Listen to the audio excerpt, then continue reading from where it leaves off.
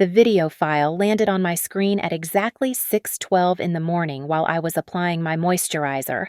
A stranger sent a 3-second clip of my husband in a hotel room with a caption that read, "You should know what you are holding on to."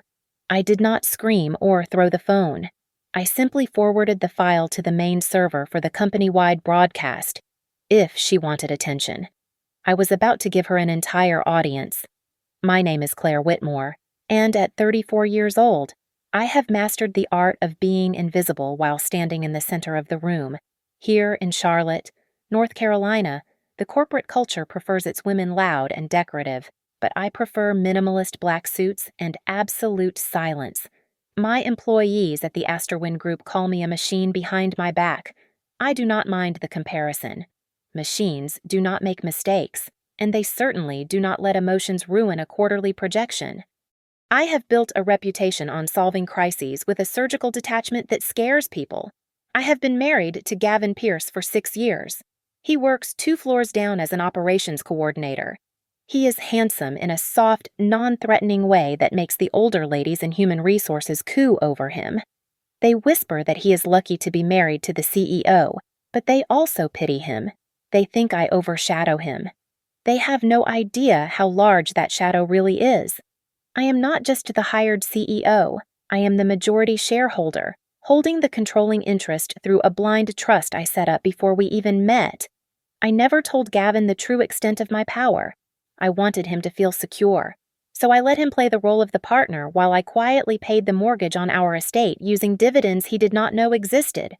It was never enough for his mother, Darlene.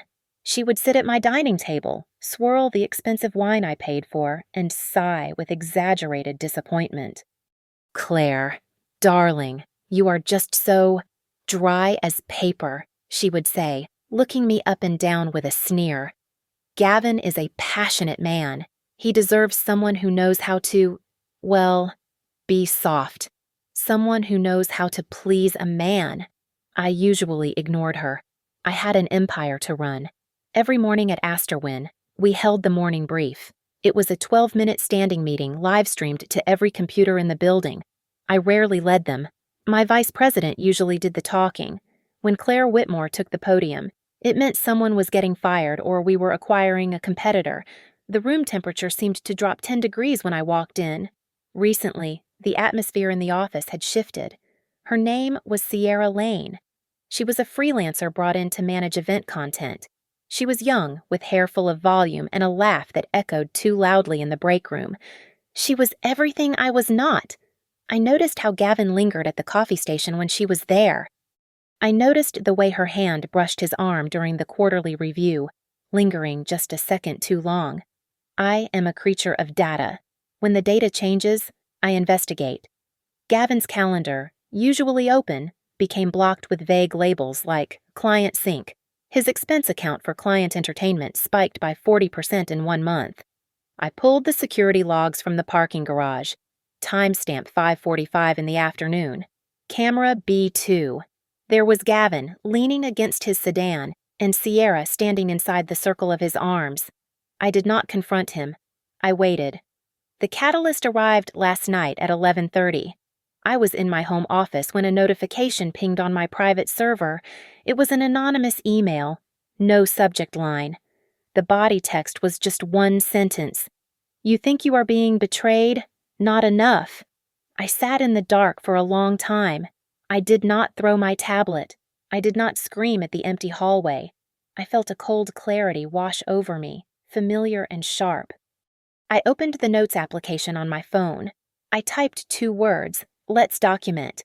The vibration against the marble vanity sounded like a drill at exactly 6:12 in the morning. I was applying my moisturizer, the cold cream feeling like armor against my skin. When the screen lit up, it was a video file sent via a temporary messaging app. I pressed play. The footage was shaky, filmed in the dim amber light of a hotel room. It was intimate, raw, and explicitly staged. The camera panned down a man's bare arm, lingering intentionally on a wrist. I froze. There was the vintage chronograph watch I had bought Gavin for our 3rd anniversary, the leather strap slightly worn near the lugs. Then the text message arrived, floating over the frozen image of my husband's arm. You are the legal wife, but I am the one he chose. A smiling emoji followed the text, a bright yellow circle that felt like a needle pushed directly into my retina.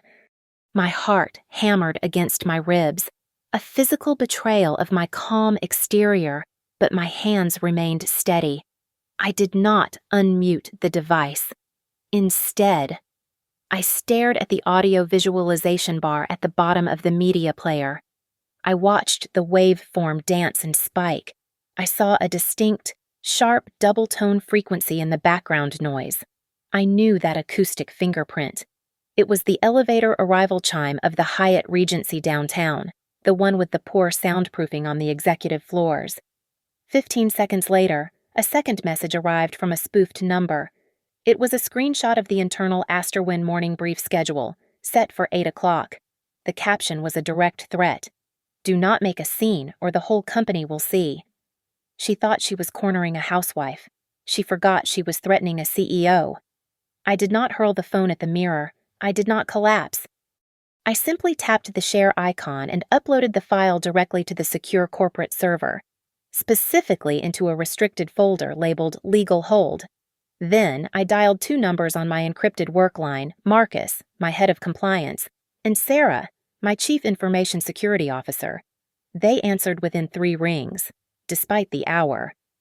I need a trace, I said, my voice devoid of any tremor, sounding as mechanical as the air conditioning hum. A file was just sent to my private number, but the metadata suggests it originated from a device synced to our network. How did this file enter the system? Which device, which IP address? There was a pause on the line before Marcus spoke, his voice thick with sleep but sharpening with panic. Claire, if this is what I think it is, distributing non-consensual intimate imagery is a felony in North Carolina. If we broadcast this, we open the company to massive liability. I looked at my reflection. My eyes were dead calm. I am not distributing pornography. Marcus, I corrected him. I am presenting evidence of a security breach and harassment according to protocol. If an employee uses company assets to host illegal content to blackmail the CEO, that is a compliance hearing. Prepare the logs. I hung up before he could argue. Then, I switched lines and dialed Gavin. He answered on the first ring, which meant he was already awake, likely waiting for the explosion. Have you had breakfast? I asked, my tone conversational, the same way I would ask about the weather. Yes. Honey. Just grabbing a bagel. He replied, I love you. Have a good day. The sweetness was cloying, like rotting fruit, but beneath the charm, for the first time in 6 years, I heard it. A slight catch in his breath, a tremor. He was terrified. You too, I said. I ended the call and opened the front-facing camera on my phone. I looked at the woman in the screen, impeccable hair, cold eyes, lips pressed into a thin line. I whispered to her, this morning, everyone will know, but not in the way she wants. At 8:55 in the morning, exactly 5 minutes before the broadcast was scheduled to go live, I pushed open the heavy soundproof doors of the main control room. The chatter among the technical crew died instantly. The director, a man who usually greeted me with a confident nod, nearly dropped his headset when he saw me standing there. I was not supposed to be here today. I was supposed to be crying in a bathroom stall or screaming at my husband. Instead, I stood behind the main console, my hands resting on the cool metal desk. Scrap the market update, I said, my voice cutting through the hum of the cooling fans. Load the emergency compliance template. Change the header. The director blinked, his fingers hovering over the keyboard. Change it to what? Mrs. Whitmore harassment and data misuse investigation. Effective immediately. The red light above the camera lens turned solid. We were live, across the entire Astorwin campus, from the warehouse floors to the executive suites. Thousands of screens flickered to life. I did not smile. I looked directly into the lens, imagining I was staring straight into the eyes of the person who tried to break me. "Good morning," I began. "We have a deviation from the standard agenda today." I signaled the tech crew. The screen behind me shifted. I did not show the explicit video in its raw form. I was not reckless. Instead, I displayed a heavily redacted version. The image was blurred into gray static, the audio distorted into a low, unrecognizable hum. However, the metadata overlay was crystal clear. It showed the timestamp, the file size, and the unique device identifier. It played for exactly 3 seconds. Someone attempted to use sensitive, unauthorized content to threaten and defame a member of this leadership team within our digital workspace, I said, letting the silence hang for a moment. This is workplace harassment. It is a violation of our code of conduct, and depending on the intent, it is a criminal offense. I pressed the remote in my hand. The slide changed. This time, it showed the server logs. The text was large enough for everyone to read. Source Device Event Management Console A9. User ID S-Lane Xed. I knew exactly what was happening on the 9th floor. Sierra Lane was likely staring at the monitor in the break room, her coffee cup frozen halfway to her mouth. Down in operations, Gavin was watching his carefully constructed world crumble in real time. "We have traced the origin of the threat," I continued, my voice steady. The file was uploaded using an internal administration device logged into by an external contractor. Then came the twist that neither of them expected. I clicked the remote one final time. A list of suspended accounts appeared on the screen in bold red letters. Sierra's name was at the top, but right below it was another name. Gavin Pierce, Operations. Status suspended. Reason, elevated access, flagged. I heard a gasp from the production assistant standing in the corner. Everyone knew who Gavin was. Everyone knew he was my husband. I did not flinch. "We have temporarily locked all access for the accounts associated with this breach pending a forensic audit," I announced. I leaned closer to the microphone. "If anyone believes this is a personal drama, I apologize. This is an investigation, and I do not lose in investigations." The screen went black. The on-air light faded. The room was so quiet I could hear the hum of the hard drives. I turned to leave, but my chief information security officer was waiting for me by the door. He looked pale. He held a tablet in his hands, and his knuckles were white. "Claire," he whispered, leaning in close so the crew could not hear. We pulled the full directory from the folder where she stored the video. It wasn't just the clip. I looked at him sharply. What else was in there? The video was nested inside a folder labeled Backup, he said, his voice dropping even lower. It was sitting right next to a compressed file containing the unredacted bid contracts for 2026. And, "Claire, the logs show they have already been exported." We moved from the broadcast room to the secure annex of the Information Security Department. The air here was colder, filtered and dry to protect the servers. We were not looking at a love affair anymore. We were looking at a crime scene constructed of binary code. The folder Sierra had uploaded was innocuous enough on the surface, labeled event footage. But when my analyst stripped away the outer layer, we found the payload. Nestled between 2 video files were documents that had no business leaving this building. Contracts _2026. Bid strategy _logistics. Where did this go? I asked, leaning over the analyst's shoulder. External email, he replied, highlighting a line of code. Domain looks legitimate, something generic like Global Consult. But the registry date is only 2 weeks old. It is a burner domain.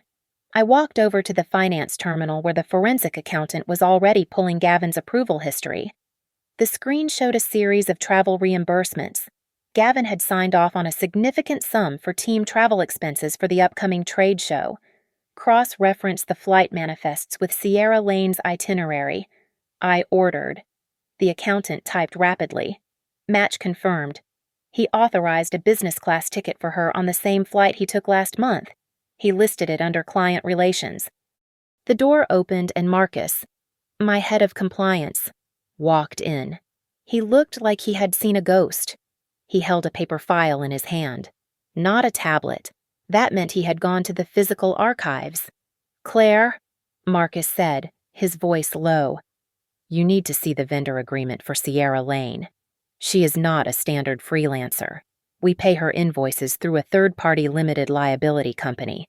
I took the file. I scanned the standard legal jargon until my eyes landed on the signature block for the vendor. I stopped breathing for a moment. The signature was flamboyant, loopy, and unmistakably familiar. The registered agent for the shell company was Darlene Pierce, my mother-in-law. The realization hit me harder than the video. This was not just a cheating husband. This was a conspiracy. Darlene had not just encouraged Gavin to stray, she had facilitated the entire affair. She had created a corporate vehicle to insert Sierra into my company, likely to replace me with a woman she could control, while selling my trade secrets to fund their little coup. "Get our external counsel on the line," I said, handing the file back to Marcus. "I want a subpoena for the hotel security footage and the billing records immediately." Within an hour, the lawyer had the credit card receipt from the hotel stay in the video. The room had not been paid for with cash. It had been booked using a secondary corporate card issued to Gavin Pierce. The bill was settled using funds from my personal allowance account that I linked to the card for emergencies. He had used my money to pay for the bed he cheated in. I picked up the phone and dialed the accounting department. "Freeze the supplementary card ending in 4588. I commanded. "Also, freeze the personal allowance transfer to the Pierce household account. Divert all remaining funds to the litigation holding trust." My phone buzzed on the table. It was Gavin.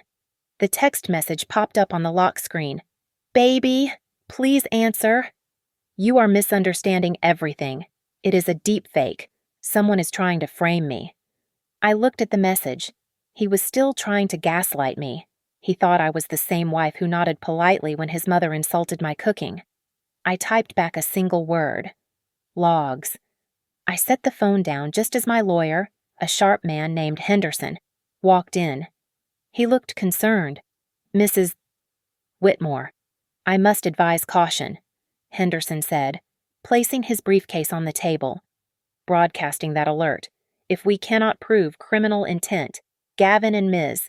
Lane could sue for defamation of character. You effectively publicly shamed them."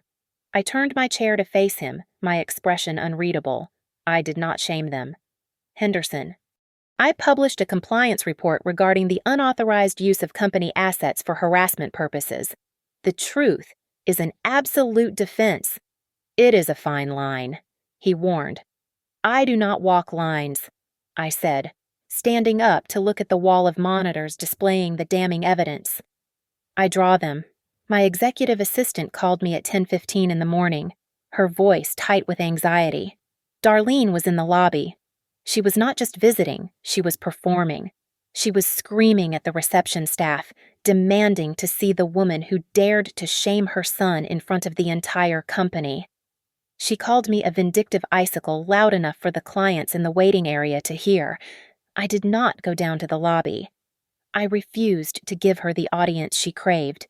"Escort Mrs. Pierce to conference room B," I told the head of security. "Do not drag her. Invite her, and make sure the audiovisual recording system is active."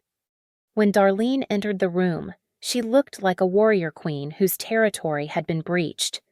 But the moment the door clicked shut, leaving us alone, her demeanor shifted instantly. She sat down, smoothed her skirt, and gave me that pitying smile she usually reserved for when I burned the Thanksgiving turkey. "Claire, dear," she began, her voice dropping to a conspiratorial whisper, "I am willing to overlook this tantrum of yours.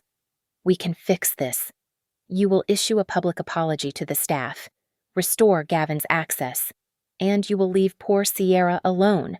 If you do that, I will make sure this little scandal stays within the family." She thought she was offering me a lifeline. She had no idea I was the one holding the anchor. I did not speak. I simply slid a single piece of paper across the polished mahogany table. It was the incorporation document for the shell company that paid Sierra. Who did you sign this with? Darlene, I asked, my voice flat. Who is funding you? Darlene glanced at the paper, and for a second, her mask slipped. She looked nervous. It is just a standard investment vehicle, she stammered, waving a hand dismissively. Mr. Sterling said it was the best way to protect the assets. I did not react physically, but internally. I locked that name away. Sterling. That name was not in any public filing. It was a name that had only appeared in the encrypted metadata of the stolen bid files. She had just confirmed her involvement in corporate espionage. Before I could press her, the door burst open. Gavin rushed in. He looked frantic, his tie loosened, his hair intentionally mussed to look distressed. He ignored his mother and threw himself at my feet, grabbing my hand. Claire, please, how could you be so cold? He cried out, tears welling up in his eyes. I love you. I made a mistake, but you are destroying my career. You are destroying us. It was a compelling performance. He sobbed and shook, but I watched his eyes. They were not looking at me. They were darting frantically toward his phone, which lay face up on the table. He was terrified that I had not yet wiped the logs he was trying to delete remotely. I pulled my hand away and signaled to the corner of the room. The head of human resources and 2 security officers stepped out from the shadows where they had been waiting. Gavin Pierce, I said, handing him a thick envelope. This is your notice of immediate suspension without pay. The grounds are misuse of company assets and a gross conflict of interest.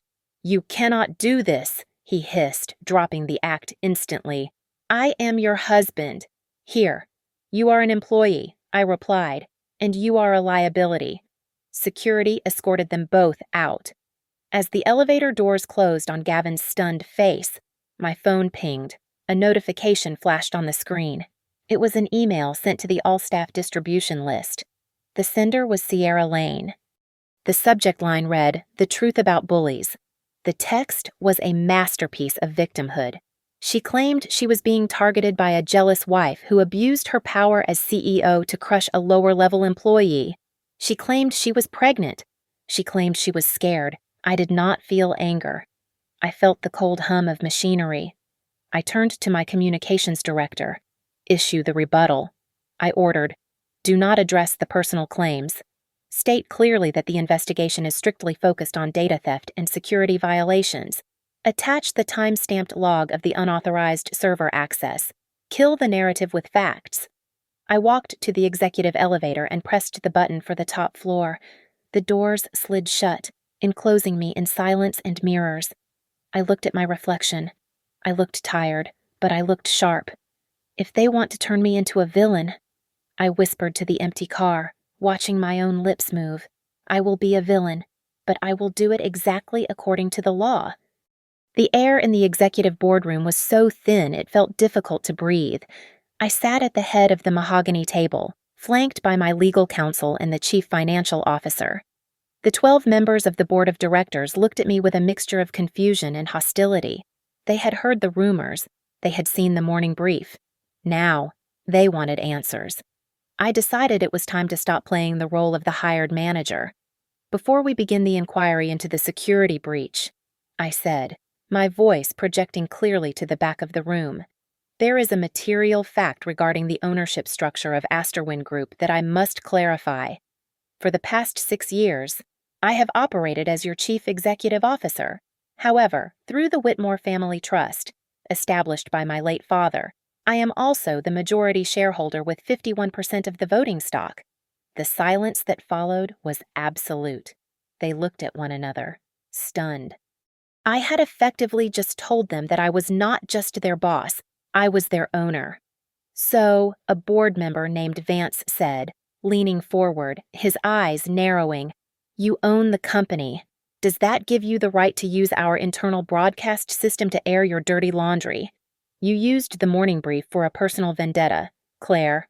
I used the morning brief to neutralize a blackmail attempt that utilized company assets." I corrected him. sliding a dossier across the table. This contains the timeline, the server logs, and the metadata of the threat. This was not a domestic dispute. This was a targeted harassment campaign and data theft launched from inside our network. My lawyer, Henderson, stood up. He projected a summary of the legal violations on the main screen. Mr. Gavin Pierce and Ms. Sierra Lane have violated their non-disclosure agreements. Henderson stated, they have violated the anti-harassment policy. Furthermore, we have evidence of trade secret misappropriation. Proof, Vance asked. I pressed a button on the console in front of me. An audio file began to play. It was recorded from Sierra's company phone, which automatically archived calls made to internal extensions. Her voice was shrill and impatient. I am telling you, Gavin, just do it. Your mom said just send the clip. She will be scared. She said Claire is weak when it comes to her reputation. We send it. She panics. We get the settlement. The recording ended. The faces around the table hardened. This was no longer about an affair. This was a conspiracy involving the mother of an employee to extort the CEO. What is your objective here? Mrs. Whitmore, another board member, asked, her tone softer now. To protect the company. I replied instantly, my marriage is a separate entity, and I will handle it separately. I pulled out a second document. It was thick, bound in blue legal paper. This is the prenuptial agreement Gavin signed 6 years ago, I explained. He believes he is entitled to half of my assets. He is mistaken. He has no claim to Asterwin stock, no voting rights, and no claim to future earnings. He was entitled to a conditional allowance. That condition was fidelity and non-disparagement. He has broken both. Just then, the door opened. My head of security walked in, followed by a young woman named Jenny, an assistant from the events team. She was trembling. Speak, I said gently. Sierra. Sierra asked me to copy files to a USB drive last week. Jenny stammered, wringing her hands. She said it was for a backup. She gave me $500 cash. I didn't know she was stealing the bid strategy. The final nail had been hammered in. I move that we fully cooperate with the federal investigation and immediately revoke all physical and digital access for the named individuals, Vance said. His skepticism gone. The vote was unanimous. I ordered security to bring Gavin in. He entered the room looking defiant, likely expecting a slap on the wrist or a family intervention. Instead, 2 guards stood behind him. The board has voted, I told him. Surrender your badge. You are joking. Gavin laughed nervously. Claire, come on. This is badge. The guard barked. Gavin handed over his plastic ID card. He looked at the board members. Then he looked at me. For the first time in our marriage, the mask of the doting, patronizing husband fell away. He did not see his wife. He saw the CEO who had just outmaneuvered him on every front. Claire, he whispered, his voice cracking. What are you doing? I am working, I said. The fear in his eyes was real. He finally realized this was not a lover's quarrel. I had engaged in corporate warfare, and he was just a casualty. Sierra realized that playing the victim in the press was not yielding the immediate payout she desperately needed, so she shifted tactics to direct extortion. At 2 in the afternoon, a message arrived on my private encrypted line. It was a photograph of a positive pregnancy test resting on a bathroom counter. I am pregnant. The message read, if you continue this investigation, you are going to leave my baby without a father. I want $200,000 in cash and the deed to the uptown condo. If you pay, I disappear.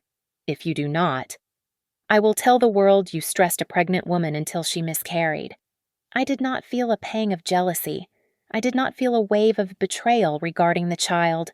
I felt the cold satisfaction of a trap snapping shut. I forwarded the message immediately to Henderson. Do not engage with the biological claim, I instructed him. Any demand for money in exchange for silence is to be logged as extortion. File it. Then, I sent the image to my digital forensics team. The reply came back within 10 minutes. The photo was not taken today. The metadata revealed it was taken 6 months ago, on a device model that Sierra had not owned for a year. It was a recycled image, likely downloaded from an old cloud backup to fabricate leverage. She was not protecting a child, she was weaponizing a lie. Meanwhile, Darlene was fighting a different war. She rallied her local church group and the women's club, painting me as the vindictive, barren CEO who was destroying her son's life. Whispers began to circulate in the break room. The company was dividing into camps. I did not issue a press release denying the rumors. I called a town hall meeting. I stood on the stage, looking out at 500 employees. "We are not here to discuss personal lives," I said, my voice projecting clearly without a microphone. "We are here to discuss boundaries. When data security is breached, the company is at risk. When harassment occurs, our culture is at risk. If anyone feels overwhelmed by the recent events, I remind you that our employee assistance program is available 24 hours a day. We support mental health. We do not support theft." As I walked off stage, a notification rippled through the audience. An anonymous email had just hit the general inbox. "Claire is the one who distributed the clip. She is the predator I signaled my compliance officer." Within seconds, he projected a notarized certificate onto the main screen behind me. It was the digital chain of custody for the video file. The content displayed during the briefing was legally redacted by a third-party forensic firm. I announced, turning back to the crowd. "No explicit material was shared. The accusation you just received is libel. Up on the 9th floor." Sierra panicked. My security team watched in real time as she remotely accessed the cloud drive containing the stolen bid data. She selected all files and hit delete. She thought she was erasing her crimes. She did not know that InfoSec had already snapshotted the entire drive an hour ago. She just committed spoliation of evidence, my security chief whispered in my ear. "That is a felony." I left the building late that evening. The parking garage was empty, the concrete pillars casting long shadows. I unlocked my car, but before I could get in, a figure stepped out from behind a support column. It was Gavin. He looked hollow, his eyes red-rimmed and desperate. "Claire." "Wait," he pleaded, stepping toward me. "Please, you have to stop this. I was forced. My mother, she wouldn't stop pressuring me. And Sierra, she said she would ruin me if I didn't help her. I am a victim here too." I stopped. I looked at the man I had shared a bed with for 6 years. I looked at the hands that had signed the expense reports and the travel authorizations. "You are not a victim." "Gavin," I said, my voice echoing in the concrete cavern. "You are a signatory. You signed the checks. You signed the release forms. You booked the room. Do not blame the women you conspired with for your own weakness." "I can fix this," he cried out, reaching for my arm. "I can testify against them." "You will testify," I said, stepping into my car and locking the door, but not for me. As I drove out of the garage, Henderson called. "We have the judge's signature," he said. "Search warrants have been issued for Sierra's apartment and Darlene's residence.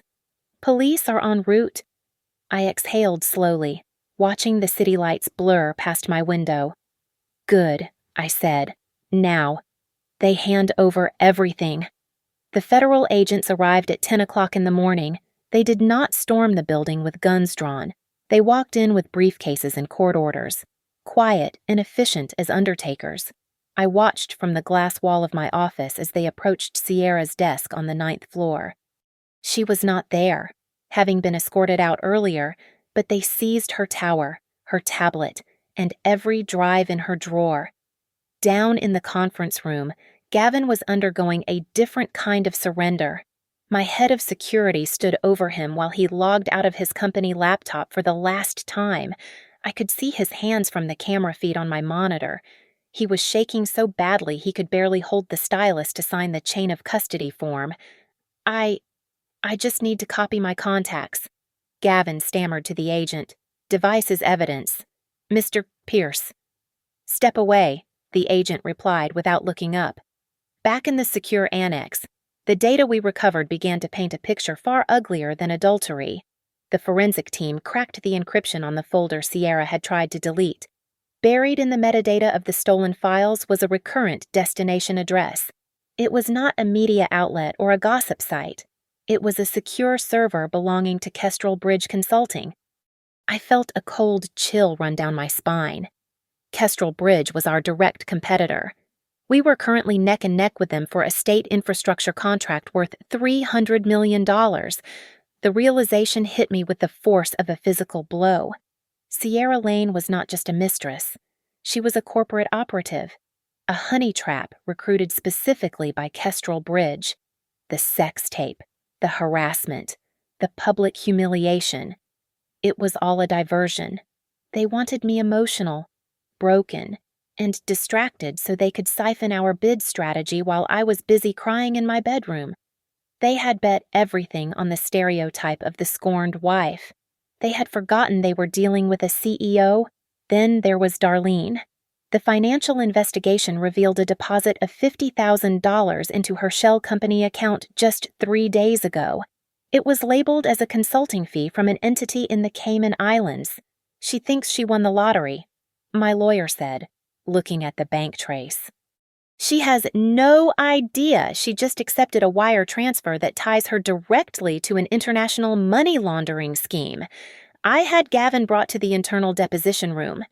He sat there, looking small in the oversized chair. He tried to lock eyes with me, attempting to summon the charm that had worked on me for 6 years. Claire, Kestrel Bridge said they would just look at the numbers.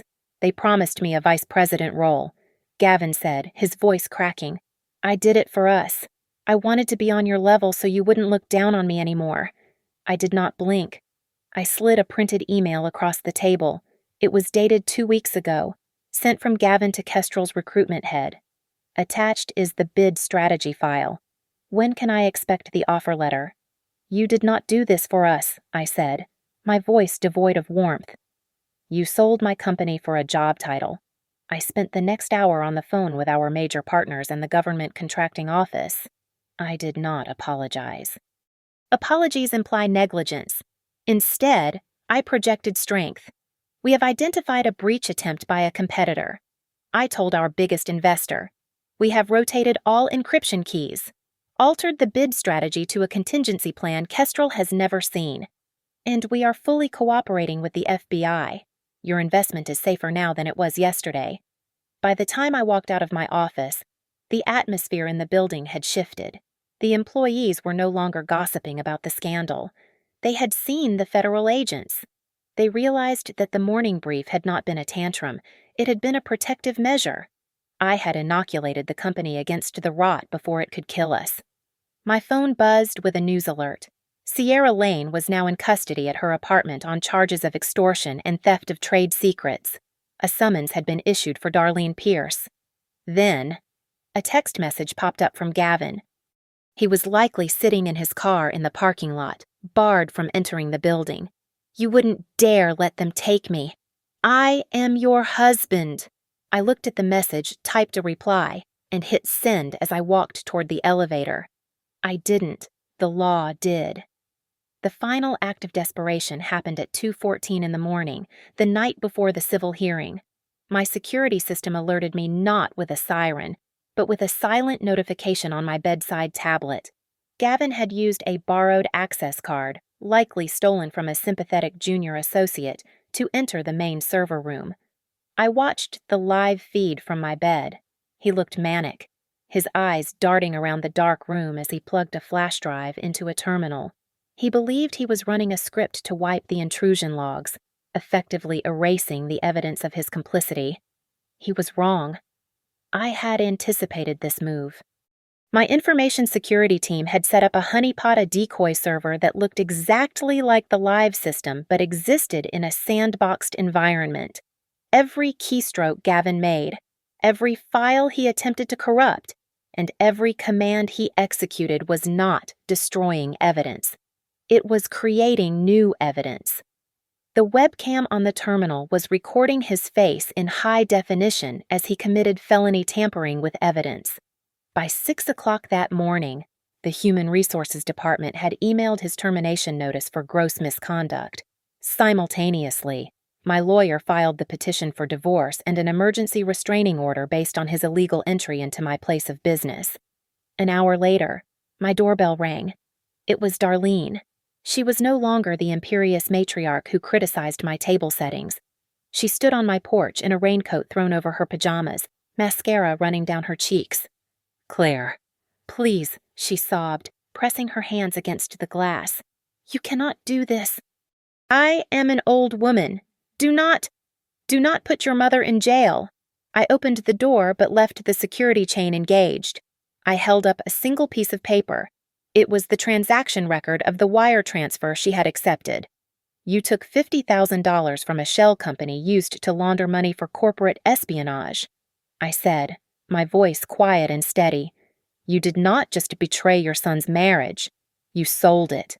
You made your choice." I closed the door before she could answer.